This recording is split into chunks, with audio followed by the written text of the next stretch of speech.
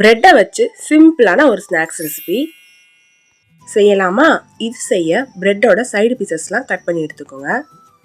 இதை ஒரு மிக்சி ஜாரில் போட்டு பல்ஸ் விட்டு எடுத்தீங்கன்னா பிரெட் கிரிம்ஸ் கிடைச்சிரும். இதை நம்ம ஃப்ரை பண்ணுறப்ப யூஸ் பண்ணிக்கலாம். இப்போ 2 பொட்டேட்டோவை பாயில் பண்ணி வச்சுருக்கேன். அதை நல்லா மேஷ் பண்ணிக்கலாம். எக்ஸஸாக இருந்த பிரெட் பீசஸ் எல்லாம் இந்த மாதிரி குட்டி குட்டியாக கட் பண்ணி உதிரி உதிரியாக எடுத்துக்கோங்க. அது கூட பாயில் பண்ணி வச்சுருக்க பொட்டேட்டோ, சின்னதாக கட் பண்ணி வச்சுருக்க வெங்காயம் 1, சின்னதாக கட் பண்ணி வச்சுருக்க பச்சை மிளகாய் 1, 1 டேபிள் ஸ்பூன் சோம்பு ஆட் பண்ணிக்கலாம், 1 டேபிள் ஸ்பூன் மிளகாய்த்தூள், 1/2 table spoon garam masala, 1/2 table spoon chaat masala add பண்ணிக்கோங்க. தேவையான அளவு உப்பு ஆட் பண்ணிக்கலாம். கடைசியாக கருவேப்பிலையை கொஞ்சம் தூவி விட்டு நல்லா பரட்டி விட்டுக்கலாம். எல்லாமே நல்லா ஒன்று சேர்ற மாதிரி கொஞ்சம் கொஞ்சமாக தண்ணி தெளித்து மாவு பதத்துக்கு இந்த மாதிரி பரட்டி விட்டுக்கோங்க.